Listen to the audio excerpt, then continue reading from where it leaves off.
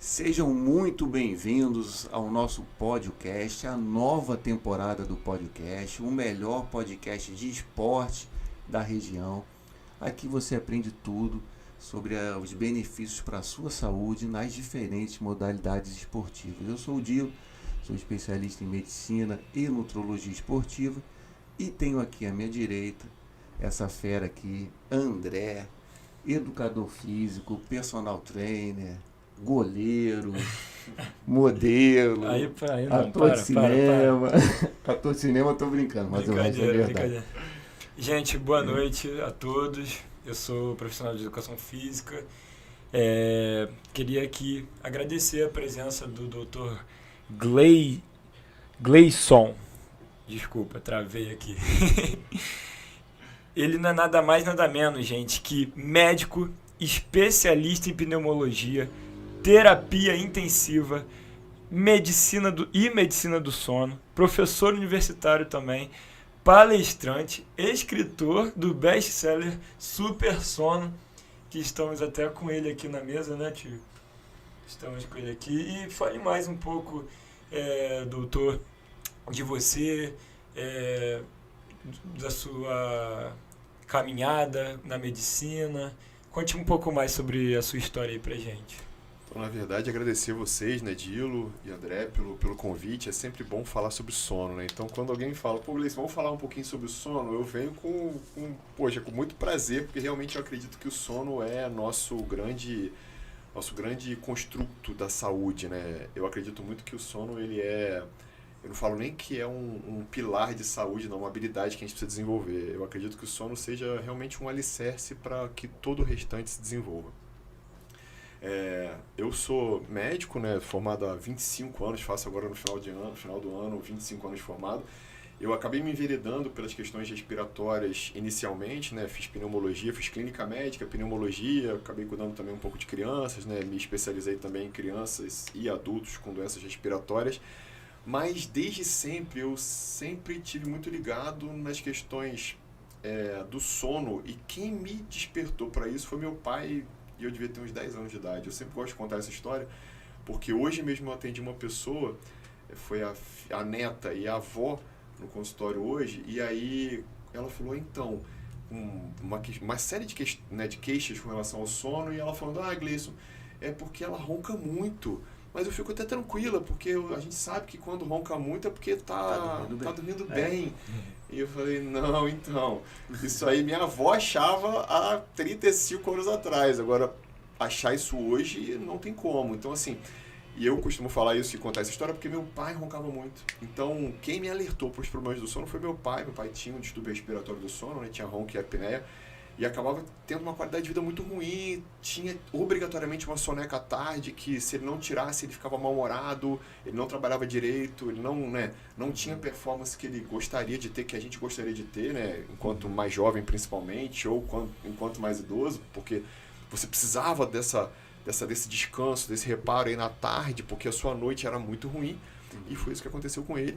E aí por isso que o livro também é dedicado a ele, né? Porque na verdade foi a pessoa que eu presenciei que mais sofreu com uma questão respiratória do sono, que era o ronco e a apneia, e que acabou fazendo com que eu me despertasse para estudar sono. Eu faço sono há 17 anos, fiz especialização em sono lá no Instituto do Sono, né? Pela Unifesp, na unidade de psicobiologia lá da Universidade Federal de São Paulo.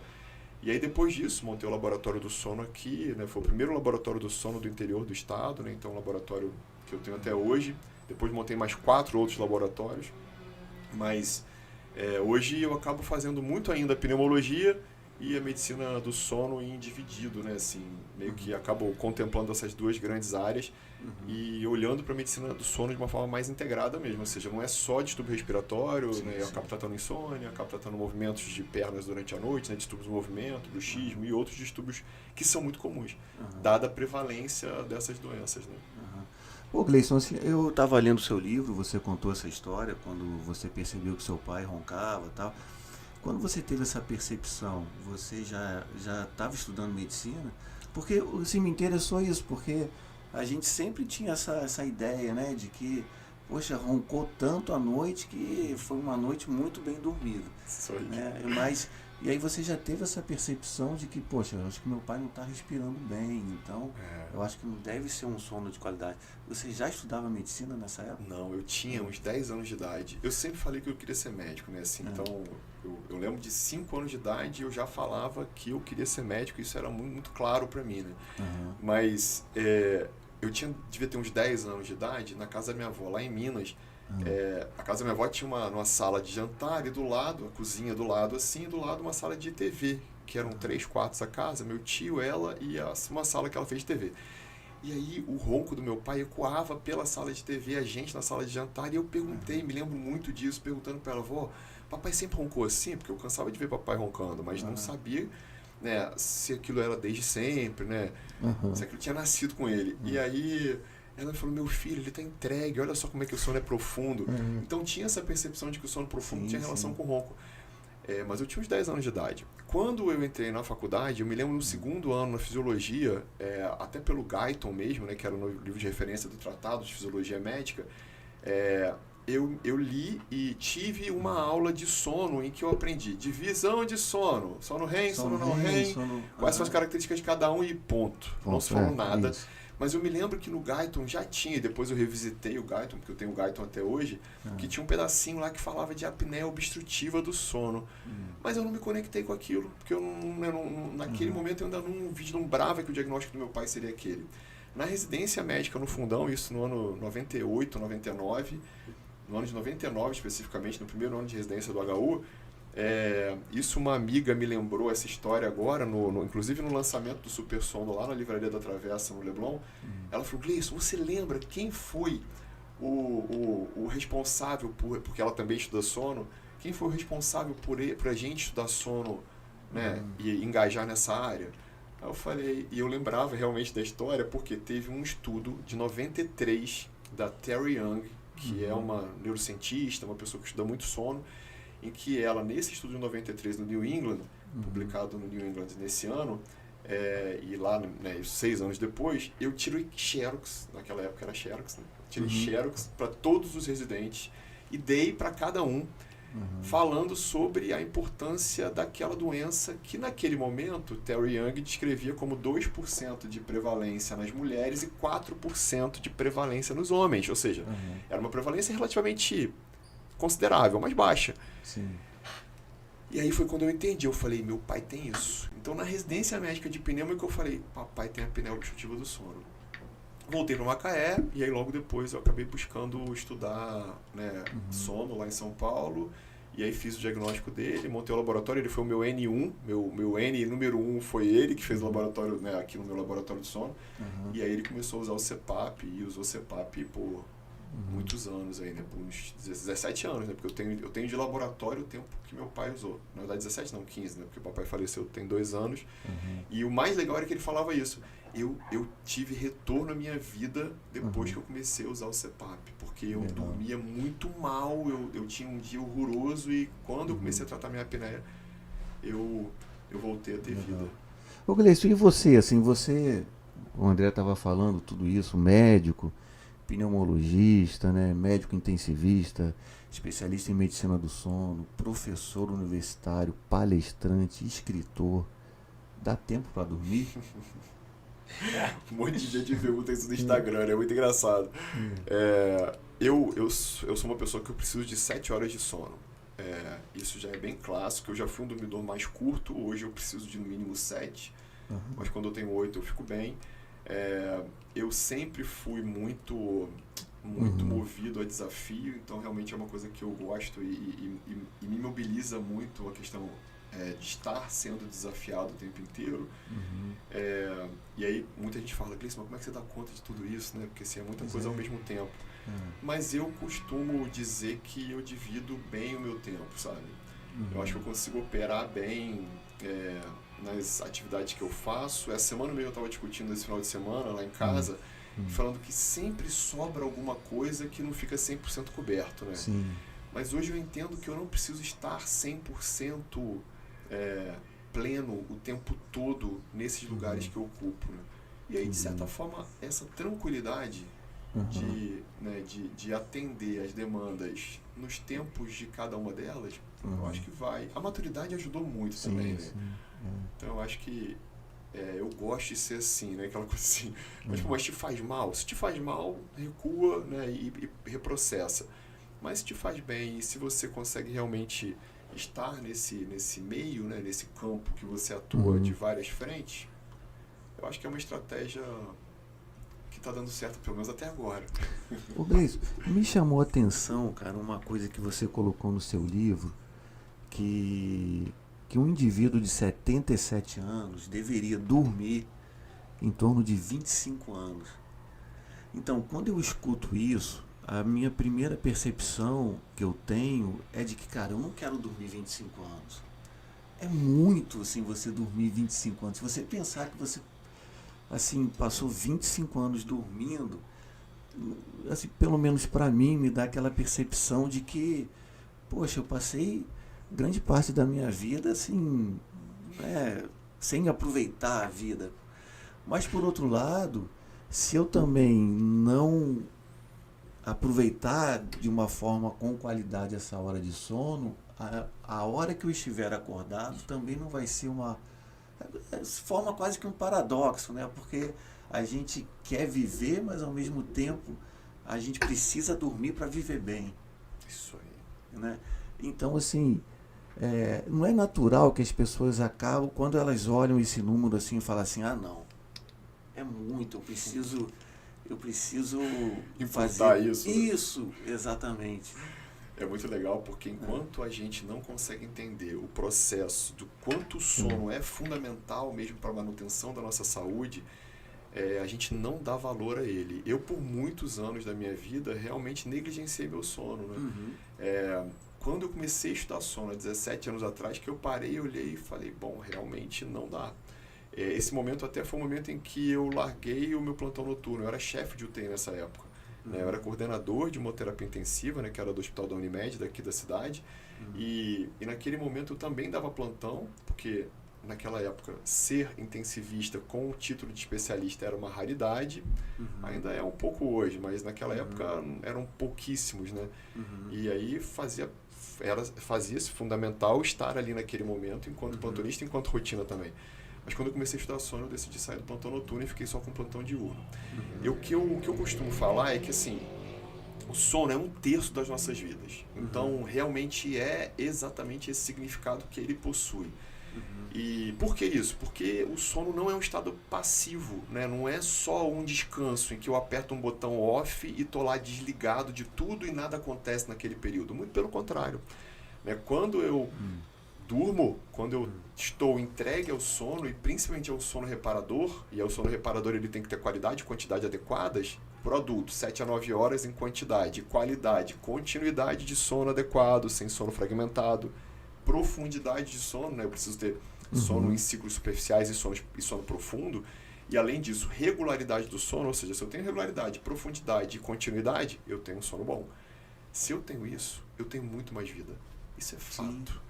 Então, mas por quê? Porque eu permito que tudo que acontece durante o sono, todas as funções fisiológicas que são estabelecidas durante o sono, sejam mantidas em perfeito estado e funcionamento. Então, e aí eu falo do equilíbrio do sistema nervoso autônomo e do sistema cardiovascular, né? Porque durante o sono, não REM, eu tenho predomínio do parasimpático, durante o sono REM, eu tenho predomínio do simpático, e essa dança das cadeiras entre o sono REM e não REM, a entrada do simpático e do parasimpático, de certa forma, nos protege do ponto de vista cardiovascular. Do ponto de vista endócrino-metabólico, durante a noite eu secreto a maioria dos meus hormônios. Testosterona, GH, melatonina, que é o grande maestro, cortisol. Eu tenho a secreção de leptina e grelina, que tem muito a ver com metabolismo, obesidade, ganho de peso ou não. Tem secreção também de prolactina, ou seja, um monte de hormônio que é secretado à noite, do antidiurético, que faz com que eu não acorde a noite toda para urinar. Ou seja, do ponto de vista endócrino metabólico, se eu não durmo, eu estou perdido. Porque eu não vou ter secreção hormonal adequada, eu não vou ter produção hormonal adequada. Então eu vou ter alguma falha aí do ponto de vista metabólico e endócrino, né? Durante o sono eu tenho toda uma limpeza de todos os detritos que são acumulados durante o meu dia. Né? O meu cérebro acumula detritos, acumula toxinas. Sim. Durante a noite eu tenho toda a neuroglia, né? Todo o sistema linfático, que é o sistema linfático do cérebro, limpando e varrendo tudo isso que se é acumulado durante a noite. Ou seja, se eu não tenho isso, eu tenho pensamentos piores, eu tenho menor seleção de pensamentos que deverão ser armazenados e eu vou ter mais substâncias que são pró-doença neurodegenerativa. Ou seja, quem dorme mal tem mais Parkinson, tem mais demência de Alzheimer. Ou seja, tem estados neurodegenerativos. Isso tudo é durante o sono que a limpeza é promovida.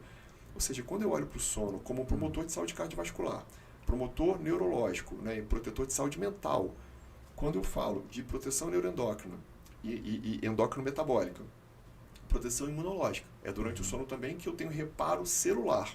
E reparo celular eu falo de reparo de linfócito T, de maior produção de linfócito T. Uma privação de sono de uma noite, eu já tenho menos produção de linfócito T. Tem diversos estudos científicos sensacionais mostrando que vacina no indivíduo privado de sono vai produzir menos anticorpo em quem dormiu pouco, na noite anterior e na noite que recebeu a vacina. Ou seja, olha que loucura. Ou seja, se você tomou uma vacina e dormiu mal na noite anterior, você vai ter uma resposta imunológica menor porque você dormiu mal naquela noite anterior. Exatamente. Isso já tem estudo com hepatite A, com a vacina da hepatite A, já tem estudo com a vacina da influenza e agora a última foi publicado em 2021, um estudo mostrando que a vacina da Pfizer tem menor eficácia no indivíduo privado de sono. Ou seja, olha para um lado, olha para o outro. Mas uma noite, então, ela já faz isso? Uma noite já impacta. Caramba. Uma noite já tem diversos estudos experimentais e estudos também prospectivos de acompanhamento, mostrando que como que uma noite de privação já é o bastante para impactar o sistema imunológico do ponto de vista celular, ou seja, as células do sistema imune sofrem, e a imunidade humoral, ou seja, a produção de anticorpo, né, toda a promoção de proteção que o sistema imune oferece para a gente com noite de privação. E basta uma, isso já acontece. Imagina cronicamente, né? Imagina quando a gente está falando de um síndrome do sono insuficiente, que é essa pessoa que dorme mal uma vida inteira. Essa pessoa certamente tem muito mais risco de doenças infecciosas. Eu conheço um atleta de fisiculturismo, eu vou até mandar um salve para ele, porque ele foi campeão agora no último campeonato de fisiculturismo em Campos, se eu não me engano, mas ele foi campeão, e é o Victor Yuri, eu não sei se ele está acompanhando aqui a gente, e ele já comentou comigo que ele dorme 6 horas no máximo por noite e se sente muito bem assim. E eu fico pensando num atleta que trabalha muito, vamos supor um fisiculturista, e ele tem que dormir tarde e acordar cedo, mas ele se diz bem disposto, ele não se sente impactado pela falta de sono. Pode ser que o corpo dele, o organismo dele seja diferente de outra pessoa, normal, vamos dizer assim, ou de fato ele não está sentindo os verdadeiros fatores negativos do que ele está fazendo com ele mesmo, ele só vai aprender o que ele fez com ele lá na frente. Primeira pergunta é quantos anos ele tem? Aproximadamente uns 26, 27 O indivíduo mais jovem tolera a privação melhor. Eu tolerava muito a privação. Quando eu saía à noite lá enquanto solteiro, eu trabalhava normal no dia seguinte, nada me parava, nada me impactava.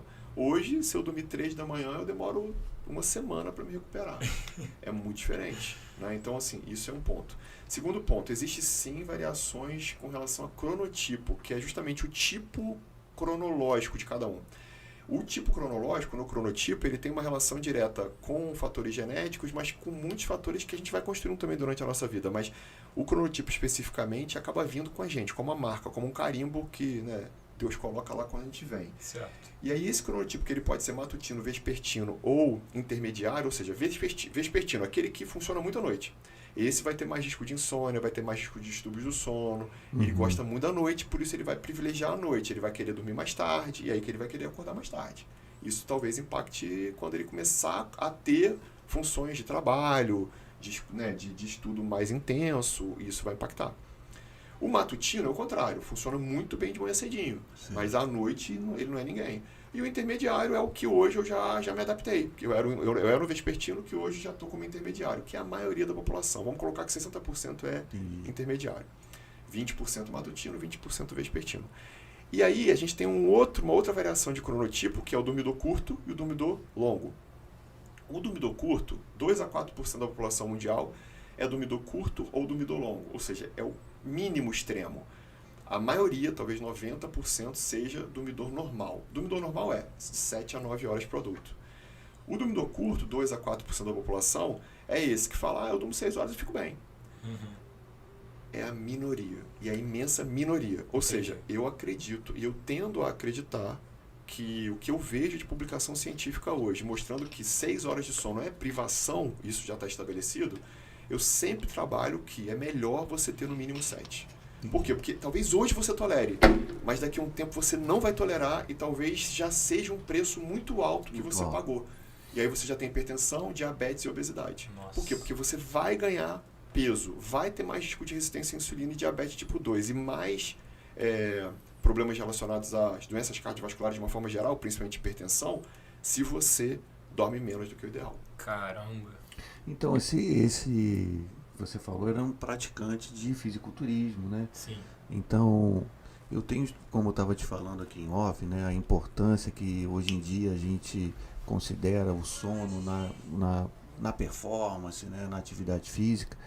De fato, assim, a pessoa que quer performar, ela precisa ter esse cuidado com o sono. Precisa. Né? Ela vai ter uma alteração da sua performance caso ela não tenha um sono de qualidade. Né? Fato. Indiscutível. Certo. Assim, o sono eu acho que é um grande... Eu costumo falar que o sono é a turbina do nosso cérebro e a turbina do nosso aparelho muscular, né? do nosso aparelhamento de performance. E aí seja ela cognitiva, quando eu preciso me aplicar, né, no rendimento cognitivo maior, né, quando eu preciso usar muito as informações que eu armazeno durante o dia, porque o armazenamento de memórias que eu tenho durante o meu dia vai depender da minha noite de hoje. Sim. Então esse papo que eu estou tendo aqui com vocês, o aprendizado que eu vou desenvolver a partir dessa conversa, ela vai para o meu software, ela vai ser, né, guardada aqui comigo, a depender da quantidade de sono REM e de sono N3, que é o sono profundo do não REM, que eu vou ter hoje à noite. Entendi. É porque eu vejo as pessoas se preocupando tanto assim com o treino, com a parte nutricional, com a parte hormonal, mas às vezes desconsiderando muito a questão do sono e não entendendo que esse sono é fundamental para que ela possa performar bem. E Grace, eu tenho uma pergunta aqui, eu estou vendo o pessoal no chat aqui, perguntar o seguinte, o podcast Papo Reto perguntou o seguinte, usar fitoterápicos para dormir a longo prazo pode trazer algum malefício? Menos mal fitoterápicos do que outras medicações que são indutoras de sono e que fique claro, nenhum indutor do sono vai promover um sono adequado quando eu tenho um sono natural. Ou seja, o sono induzido nunca vai ser igual ao sono não induzido artificialmente. Certo. Ponto. E mesmo que ele dure mais tempo? Mesmo que ele dure mais tempo. Por quê? Porque é um sono de qualidade diferente. E o que eu acho que é importante, olha a pergunta, né? As pessoas ainda estão preocupadas no que eu preciso usar para melhorar meu sono. Sim. As pessoas estão conectadas em remédios, e aí às vezes eu quero atenuar e eu pergunto se o fitoterápico vai me fazer mal se eu usar, do que olhar para o meu sono como um processo ativo e construir meu sono ideal. Então essa questão da sociedade mais em busca do imediato, em busca da resolução mais fácil através de um remédio, de certa forma me deixa muito preocupado. Né? Por quê? Porque eu estou sempre buscando remédio. E aí da mesma forma, eu quero desempenho. Tá? Eu quero desempenho, por exemplo, muscular. Eu quero ganhar mais massa, eu quero ficar mais forte, eu quero ter mais força muscular. Perfeito. Tá. Você vai permitir que durante a noite você secrete o seu hormônio do crescimento e a sua testosterona, que são 2 hormônios fundamentais para ganho de massa e para manutenção de massa, né? GH e testo. Eu vou escolher promover ao máximo o meu sono e ter um sono excepcional, respeitar a hora de sono, dormir na hora adequada, regular meu sono, promover um sono bom, ou eu vou querer aplicar GH e vou querer aplicar testo. O que eu vejo hoje? Todo mundo querendo aplicar GH, todo mundo querendo aplicar testo. ao invés de permitir que o meu sono me dê o que é fisiológico para mim. Nada contra a reposição quando bem indicada, mas totalmente contra a reposição quando você desprivilegia todo o resto de construção anabólica, né? Já que eu estou falando de anabolismo, eu estou falando de construção, de manutenção, em detrimento do que é mais fácil, porque é muito mais fácil tomar um remédio. Eu vejo que as pessoas, principalmente as que não têm uma vida ativa, elas utilizam o seu dia a dia só para trabalhar e ir para casa descansar. Trabalhar e ir para casa descansar. E isso, consequentemente, causa uma sociedade, torna a sociedade uma sociedade doente. Então, uma sociedade doente vai correr atrás de remédio. Quando uma pessoa ela tem uma vida ativa, constante, né, ela consegue se exaurir fisicamente, vamos usar essa palavra, exaurir. Não, ela consegue se cansar mais e chega na noite, ela quer só dormir, bate na cama e buf, apaga. Esse buf, apagar que eu usei agora, seria o melhor remédio para essa pessoa, uma vida ativa que faça ela cansar ao ponto de ela chegar em casa, bater na cama e desmaiar? Com certeza, porque isso é fisiologia. A gente fazia isso no tempo caçador-coletor. Né? Então, no tempo das cavernas, o que a gente fazia? A gente saía assim que clareava, e a gente ia caçar, porque a gente não tinha alimento na geladeira nem no supermercado. E aí o indivíduo ia caçar, ele se cansava na caça, ele trazia o seu alimento, e ele chegava cansado, preparava o seu alimento, comia o seu alimento, e à noite chegava e ele se conectava com a lua e dormia. Ausência de claro, estou dormindo, presença do claro, estou acordado. Eu preciso fazer isso. Então, o que as pessoas querem é ganhar dinheiro desde antes de acordar, e muitas não dormem para ganhar dinheiro. Não estou falando dos trabalhadores de turno, né, porque estão trocados. Mas, de certa forma, muita gente trabalha muito mais do que o ideal em busca de prazeres efêmeros, que não são definitivos, né, não são os mais significativos, de certa forma. E a gente vai construindo uma sociedade do cansaço. Uma sociedade que eu não sou generoso comigo, eu sou generoso com todo o restante, mas eu não presto atenção em mim. A minha sensação de autoeficácia acaba sendo mais baixa. A minha autoconsciência dos problemas que podem acontecer comigo com relação a não privilegiar a saúde acaba acontecendo de uma forma muito mais expressiva. E você não deixa de acumular duas coisas que são muito importantes, que é uma adenosina. Então, muita gente me procura e fala assim, Gleison, poxa, eu quero um remédio para dormir. Tá, perfeito. Como é que é a sua vida? Primeira coisa que eu pergunto, como é que é a sua vida? Que hora você acorda? Eu acordo 9. Tá, acordo 9. Mas você trabalha? Não, já estou aposentado. Tá, então não trabalha, acorda às 9. Mas você faz o que de manhã? Eu não faço muita coisa não. Mas aí eu almoço, depois eu durmo. De 3 da tarde até as 5. E aí depois você faz o que? Eu fico vendo televisão. E aí depois você faz o que? Aí depois eu acabo conversando, né, em casa, tal, não sei o que, faço uma outra coisa e pronto. Cadê o cansaço? Cadê isso? Né? Cadê o caçador-coletor? Cadê a caça que você fazia lá atrás e que você foi esquecendo? Ou seja, se você não acumula cansaço, se você não assume isso, e aí o cansaço ele tem a ver com uma substância que é fundamental e que a gente precisa acumular durante o dia, que é a adenosina. A adenosina é uma substância que a gente acumula de acordo com o nosso desempenho cognitivo, acadêmico, então a nossa performance de leitura, de troca, de conversa, de atividade. Eu estou desempenhando aqui, eu estou acumulando adenosina, eu ainda estou acumulando adenosina, porque eu estou raciocinando para falar tudo isso e para a gente conversar sobre esses conceitos todos. E também já treinei hoje de manhã. Eu já acordei 6h30 da manhã e já fiz meu beach tennis. Aí, galera. Ou seja, eu já acumulei adenosina já às 6h30 da manhã, que ela estava baixinha, porque a adenosina ela vai acumulando durante o dia. E por que ela é importante? Porque ela vai sendo acumulada durante o dia e à noite ela está no pico máximo. Daqui a pouco eu vou chegar em casa, hoje eu vou atrasar um pouco meu lanche, vou me alimentar, a adenosina vai estar começando a já estar no nível que vai me fazer pressão para dormir. Então a adenosina ela está baixa, ela vai crescendo, crescendo, crescendo, até a noite ela chegar no nível mais alto que vai me pressionar para dormir. Aí ela vai encontrar com quem? Com a melatonina. Quando eu estiver no escuro, a melatonina vai ser secretada e esse encontro permite que eu durma. Gleison, eu estou acompanhando aqui, o pessoal está participando, estou gostando de ver aqui. E tem duas perguntas aqui semelhantes, da Amanda e do Nick.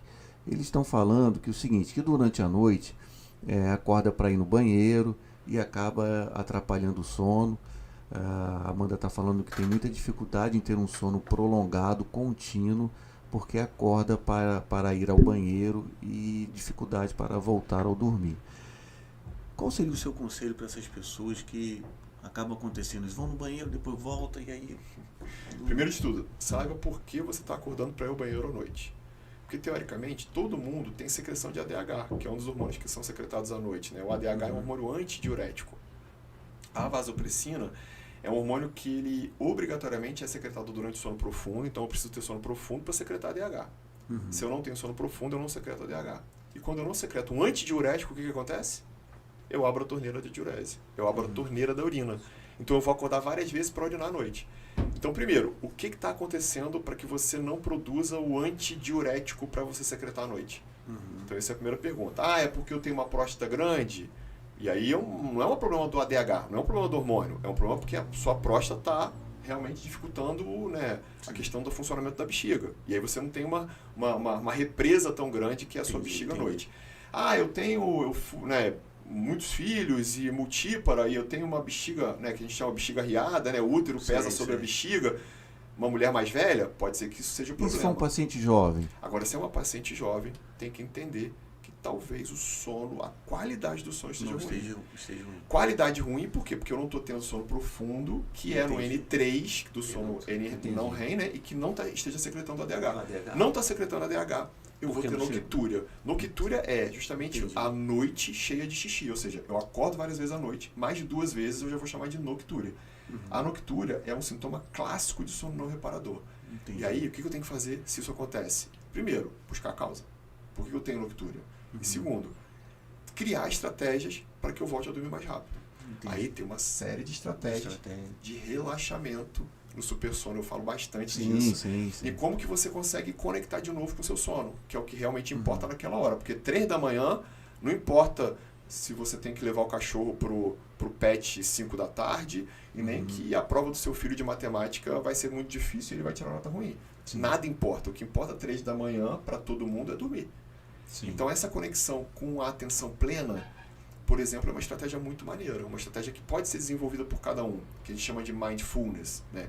Então a atenção plena naquele momento ali, que tudo que importa é aquele momento e eu, ajuda muito. Então treinar mindfulness, e aí tem várias formas de treino de mindfulness, seja por meditação, seja por respiração, seja por mesmo organização de pensamentos, seja por técnicas de relaxamento que são técnicas de relaxamento progressivo, em que você se concentra no dedão do pé e vai progressivamente subindo com o relaxamento de cada músculo até você dormir, ou mesmo conta carneirinho. Quem disse que aquilo que minha avó falava lá, isso é meu clássico. filho, conta carneirinho. Por que funciona contar carneirinho? Porque eu desvio minha atenção do problema que estava me agoniando, né? Que é a passagem aérea que eu tenho que comprar para o Congresso Mundial de Sono que vai acontecer daqui a pouco. Eu deixo de pensar naquilo e eu começo a pensar o quê? No carneirinho pulando a cerca. E esse 1, 2, 3, 4, você só não pode desconectar. Agora, se você se conectar com o carneiro pulando a cerca e você ali do lado vendo o carneiro pulando, perfeito. Eu vi que tudo isso está no seu livro, né? Tem muita técnica pois boa. Então eu li. Galera, super sono, você que quer entender melhor e melhorar o seu sono, livro Super Sono, o André vai mostrar aqui. E Gleison, assim, eu vejo, por exemplo, eu estou voltando aqui do consultório e vejo a galera correndo aqui, tem as equipes de corrida lá pelas 7, 8 horas da noite. Ontem eu tive uma confraternização lá no futebol e a pelada ficou rolando aí 8, 9 horas da noite. Cheguei em casa mais de 10 horas, joguei futebol de 8 às 10. Eu, sim, estava fisicamente... Sim, trabalhei o dia inteiro, joguei futebol à noite, estava muito cansado fisicamente. Só que uma hora da manhã eu estava acordado, porque a minha cabeça, sim, enquanto o meu físico estava cansado, isso que você explicou, a adenosina e tal, a cabeça não desligou ainda. Né?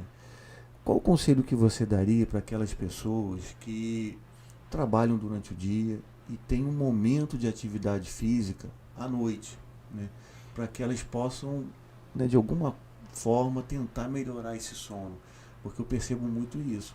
Quando eu faço atividade física à noite, eu prejudico muito o meu sono. Isso. É muito interessante também porque a gente tem que olhar sempre na individualidade, né, de cada um que a gente conversa, que a gente atende. Primeiro, a gente tem que perguntar se o cronotipo é vespertino ou matutino. Por quê? O matutino ele vai ter muita facilidade para treinar de manhã, mas o vespertino não. Falar pro vespertino, acorda às 6 e vai treinar, ele vai falar, poxa, você está querendo me matar. Sim. Né? Porque eu vou treinar com menos força, menos capacidade de resistência, menos performance, eu vou ter resultados pífios pela manhã cedo. Exceto se você treina muito, né? Se você já está num nível de performance diferente, mas numa população geral, colocar o vespertino para treinar 5, 6 da manhã é um certo sofrimento para ele. Sim.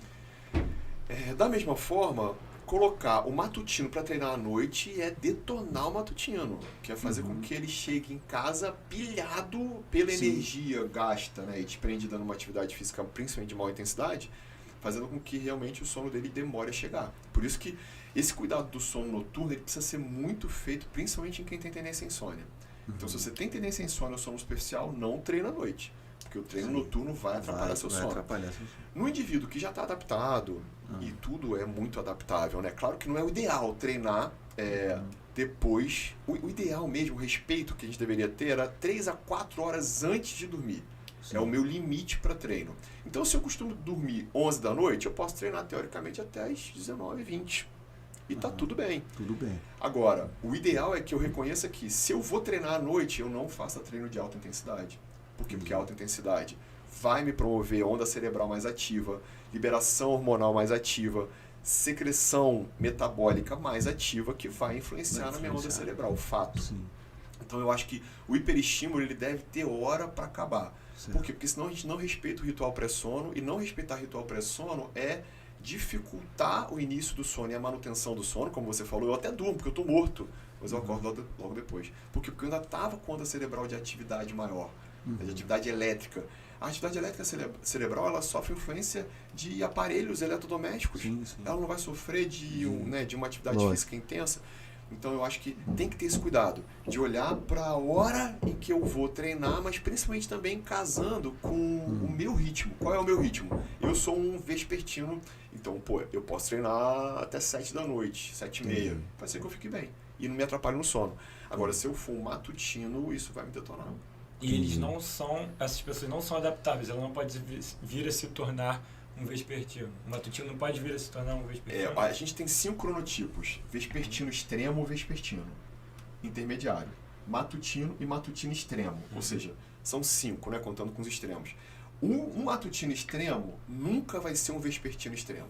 Nunca. Sim. Ele nunca vai rodar, né, nunca ele vai conseguir virar totalmente. Certo. Mas eu, por exemplo, era um vespertino desde sempre, que eu me adaptei ao estar mediano, ou seja, eu hoje sou intermediário. Entendi. Intermediário com força.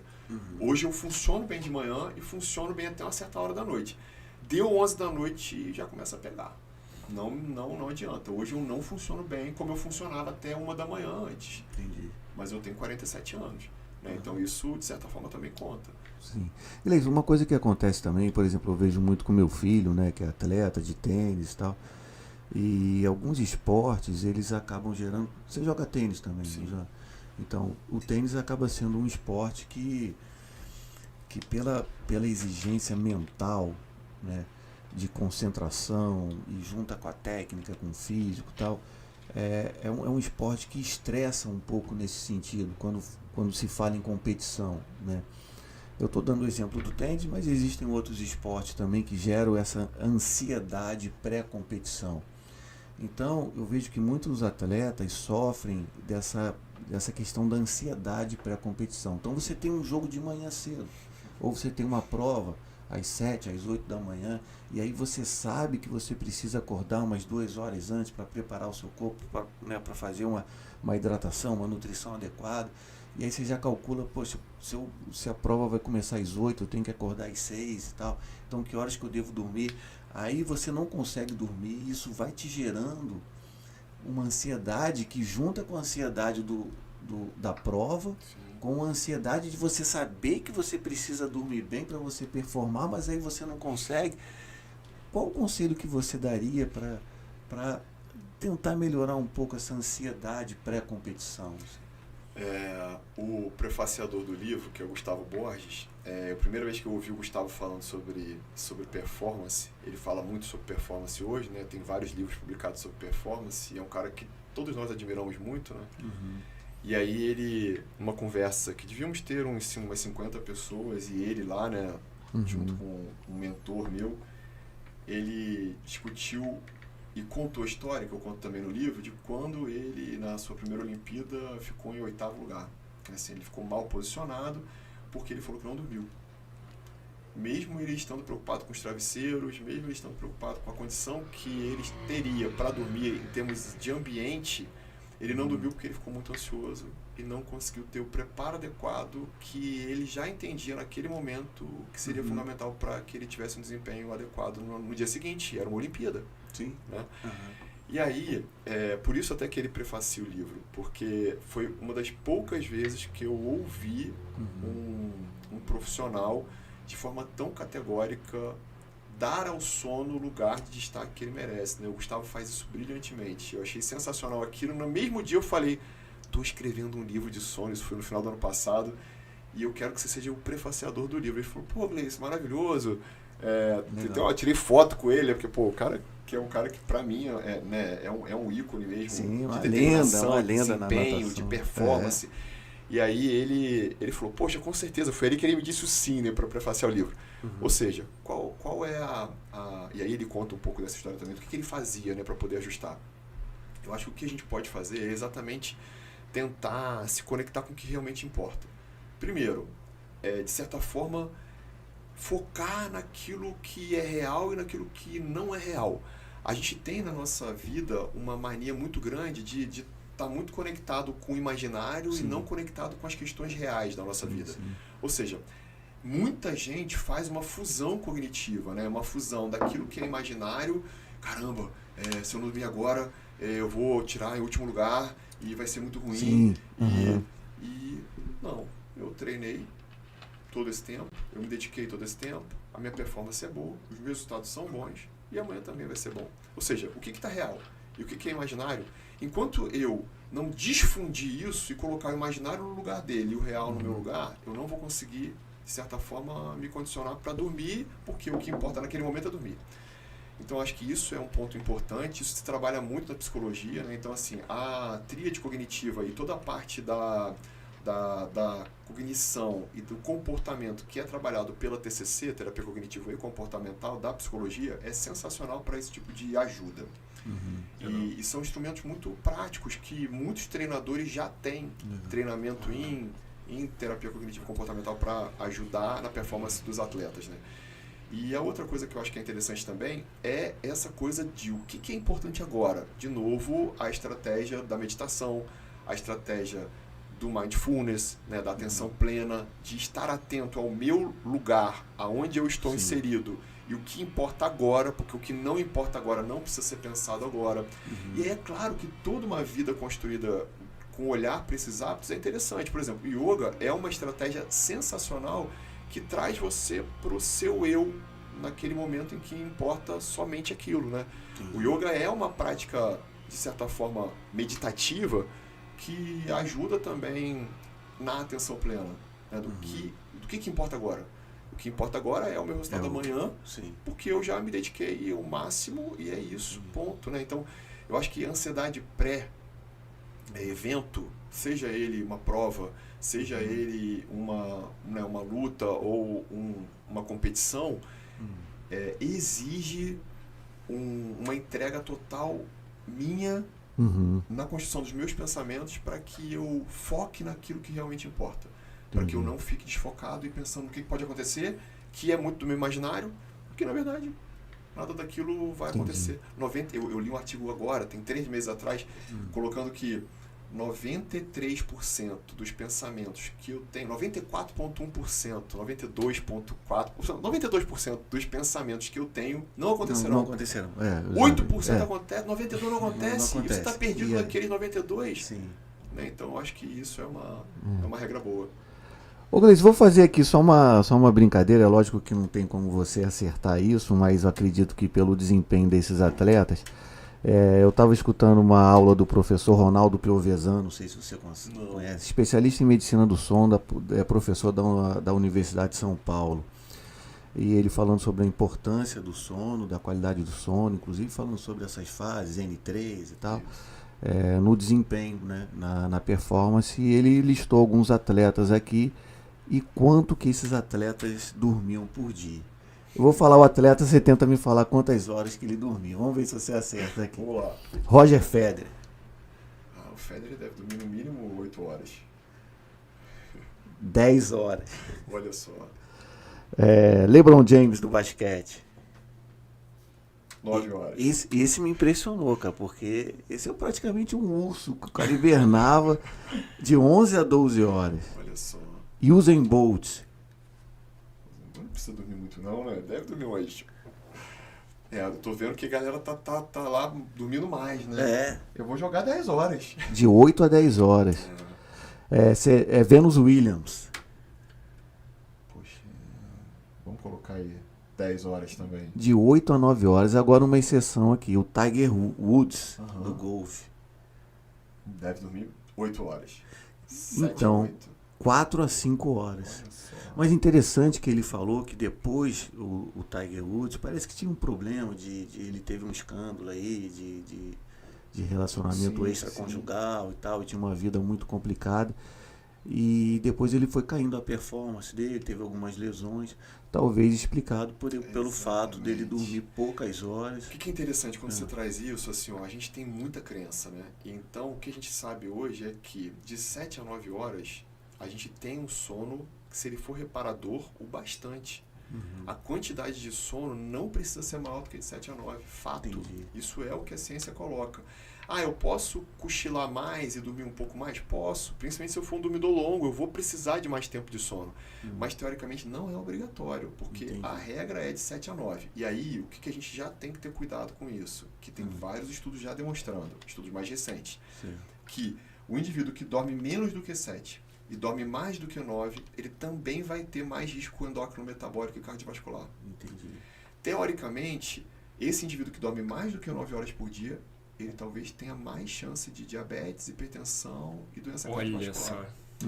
Então, Caramba. assim, não é recomendado mesmo. O que a ciência hoje descreve a recomendação é de 7 a 9. Se você dorme mais, eu tenho que pensar que talvez a necessidade maior do sono seja porque o seu sono não é reparador. Entendi. Porque de 7 a 9, se Tá você tem um sono suficiente. Reparador, tá top. Entendi. Se você precisa mais é porque você não está tendo um sono reparador. Exatamente. Entendi. O pessoal está aqui participando, Gleison.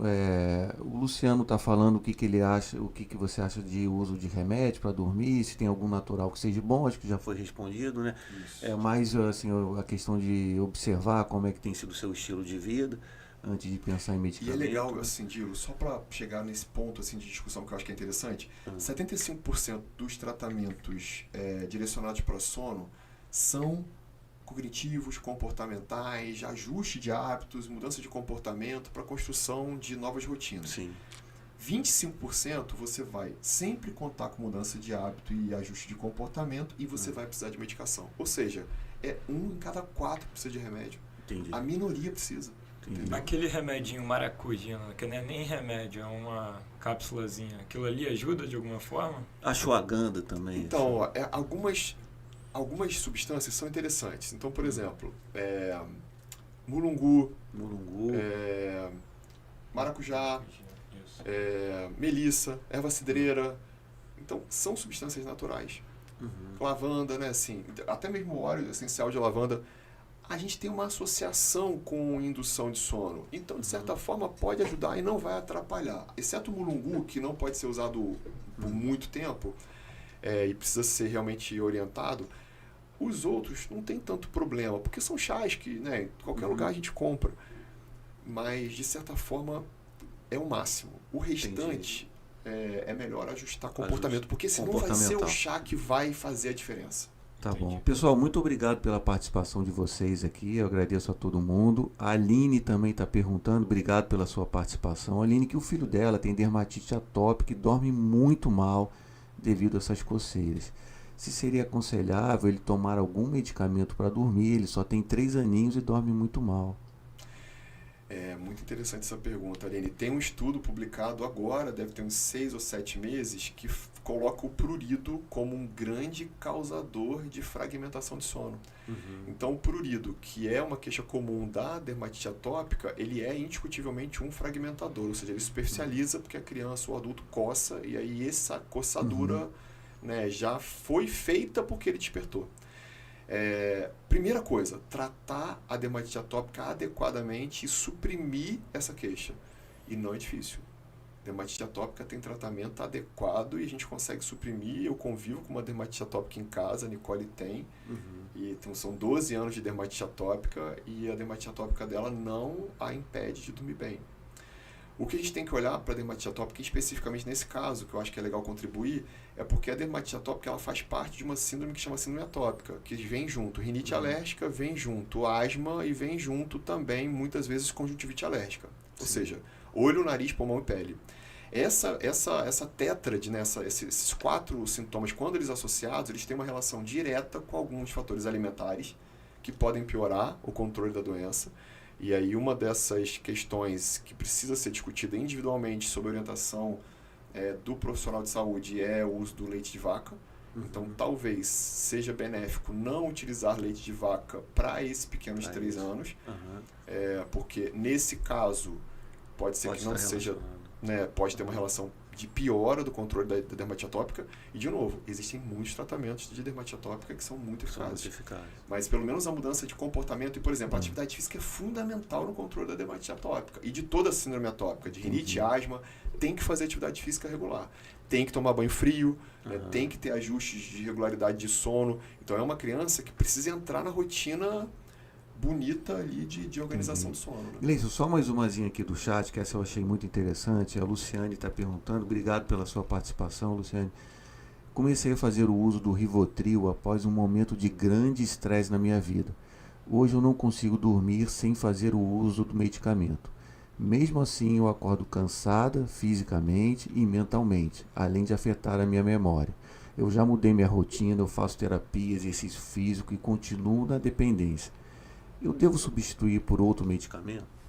Não, porque para desmamar Rivotril, eu tenho que usar Rivotril. Eita. Prescrever Rivotril é muito mais fácil do que desprescrever.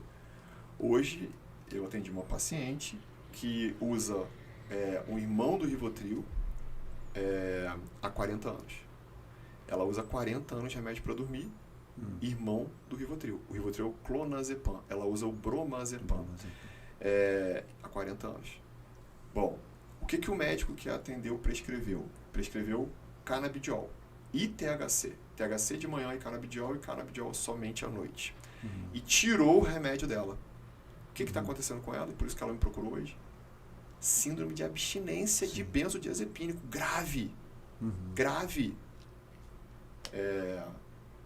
Não tem como o médico que quer prescrever não estudar mecanismo de desprescrever.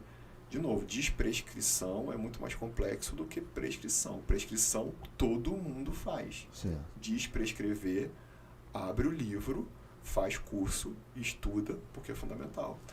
As pessoas têm uma responsabilidade muito grande de querer ajudar o outro, mas muitas das vezes, quando eu prescrevo o benzo, eu estou detonando esse indivíduo na resolução dele do problema. Né? Então, eu acho que a prescrição de benzo ela é fundamental, como o Rivotril, no transtorno de ansiedade generalizado, né, na TAG aguda, naquele evento agudo de ansiedade, no síndrome do pânico. É o benzodiazepínico a medicação que tem que ser usada. Certo. Mas, mais de 3 meses, geralmente, mais de 4 semanas a gente já começa a observar isso. Uma certa tendência à dependência da medicação. 3 meses depois de uso, eu estou dependente da medicação. Fato. Procuro, de novo, o médico, o psiquiatra, que idealmente tenha prescrito, ou o neurologista, porque são as duas classes, né, os dois especialistas que mais prescrevem.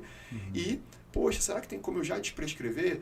Já agindo no meu sono, com uma rotina de alimentação boa, com uma rotina de atividade física boa, com relações sociais, né, relações e conexões sociais mais adequadas, planejando relacionamentos bons, né, e positivos que vai me ajudar, com a minha religiosidade, minha espiritualidade em dia, né, com a minha oração diária e com a minha prática semanal lá na comunidade religiosa, com a ausência de tóxicos, né, do cigarro, excesso do álcool, com a organização também de como é que eu lido com o meu estresse, né? Poxa, eu estou fazendo yoga, eu estou fazendo meditação, eu estou fazendo mindfulness.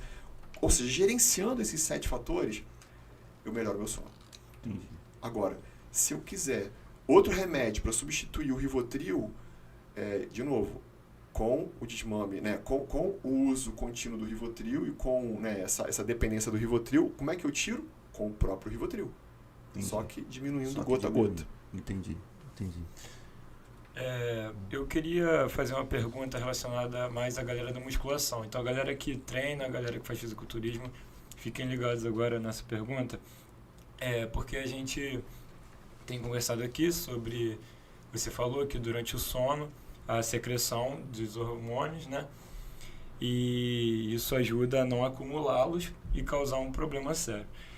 E a gente tem uma palavrinha aqui que a galera vai conhecer, que é overtraining. Você já ouviu falar? Sim, sim.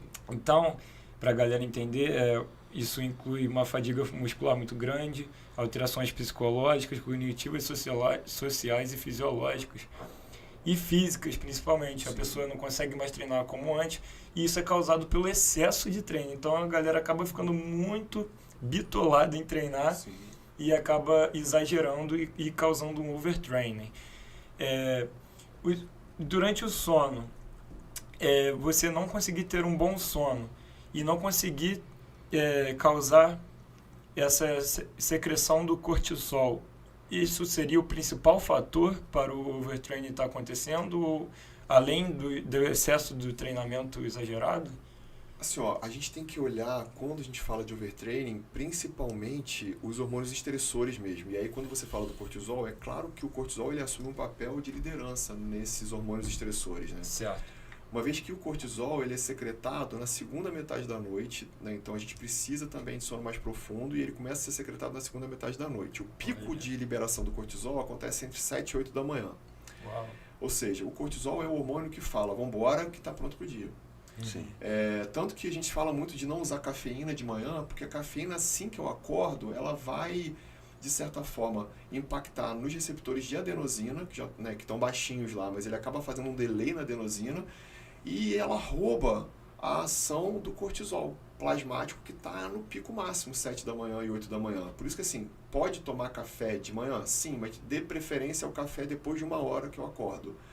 Né? Então, eu gosto muito de tomar café depois do almoço, porque depois do almoço, naturalmente, pela temperatura corporal da gente, a gente vai ter, né, uma quedinha ali da performance, e é natural. Maré alcalina, temperatura corporal, tudo isso faz com que eu tenha um desempenho no pós-almoço reduzido. Aí eu tomo café.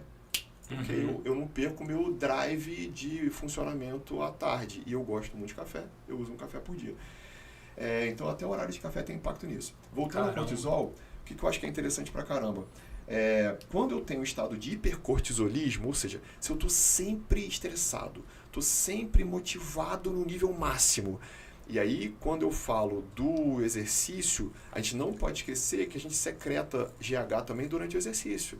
E o GH é um hormônio que acaba sendo secretado durante a noite, principalmente depois do primeiro sol, né, primeiro sono de onda lenta, que é o N3 do Non-REM. E o GH é esse hormônio anabólico, esse hormônio maravilhoso, né, que repara tecido, que constrói, regenera tecido, que faz a gente ficar, né, com mais massa muscular.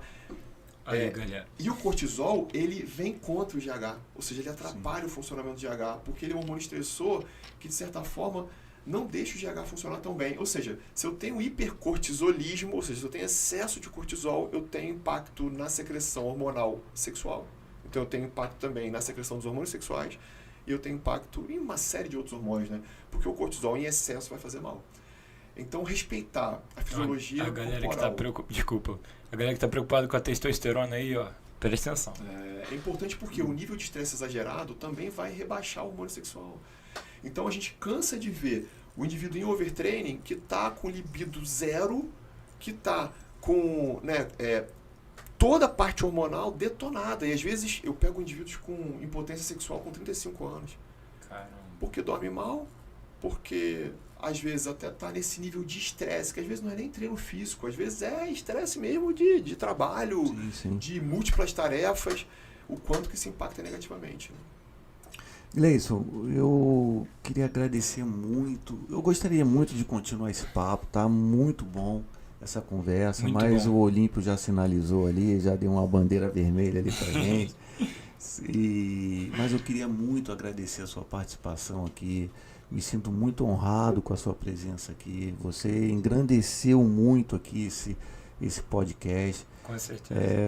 Eu queria também te falar isso, que você é uma pessoa que tem um lugar especial aqui no meu coração, porque a gente passa por alguns momentos na vida assim, que são momentos tão difíceis, e quando a gente encontra pessoas que nos tranquiliza, que nos proporciona, nos atende de uma forma atenciosa, essas pessoas sempre ficam guardadas. Então eu tenho alguns profissionais médicos aqui em Macaé que eu sempre vou guardar com muito carinho, e você é um deles. Na época da Covid, quando eu estava com a minha filha lá, com o dímero lá em cima, entendeu? Você foi uma pessoa extremamente generosa e atenciosa, então eu assim guardo assim com você com muito carinho assim no meu coração. Então eu sou muito grato pela sua presença aqui, muito obrigado. Gostaria muito de continuar conversando aqui. E pessoal, queria agradecer aí, coloca para mim, por favor, limpa aqueles dois.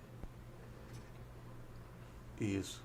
Eu queria agradecer a Amanda, que tem ajudado a gente através das publicações, do marketing, da empresa Think Big, na criação de conteúdos para Instagram. E você que está querendo crescer o seu Instagram, galera, é só entrar em contato com a Amanda aí, 21 96845 5539. E também você que tem algum parente ou você mesmo tem problemas de audição, você que tem um pai, um parente, um avô que precisa de aparelhos auditivos, Videx Aparelhos Auditivos, doutora Andressa, 2772-5013. Obrigado, pessoal. E, André, aqui a gente tem um lema, Gleison, que é o seguinte: subiu no pódio, Tem que ganhar algum prêmio, alguma não coisa. sai de mão vazia, né, gente? Exatamente. Então, Gleison, eu queria agradecer. Aqui a nossa camisa. Pô, que maneiro. Receba também o nosso certificado de participação, de parabenização pela participação no podcast. Pra você usar durante o beach tennis. Com ó. certeza, amanhã eu já vou estrear. Aí sim. Aqui Rapaz, é muito presente. É a isso nossa aí. caneca Ó, que do luxo. podcast, essa que tá aí. Maneiro, maneiro. E Que legal. Olímpio, fala um número aí pra mim de 1 a 7. 3. Amanda levou o livro Super Sono. Que isso. E vai poder aprender um pouquinho mais sobre todas essas estratégias que vão proporcionar a você, Amanda, uma melhor qualidade de vida, uma melhor qualidade do seu sono. Pessoal do chat, muito obrigado pela participação galera. de vocês. As perguntas foram ótimas. E Gleison, mais uma vez, muito obrigado pela sua participação. Eu que agradeço pelo convite, né? Estou sempre à disposição. Falar desse assunto sempre é um prazer enorme, ainda mais na presença de vocês ilustres amigos. Sigo à disposição de vocês. Obrigado, gente, pela atenção Obrigado, de vocês. valeu. Valeu, galera.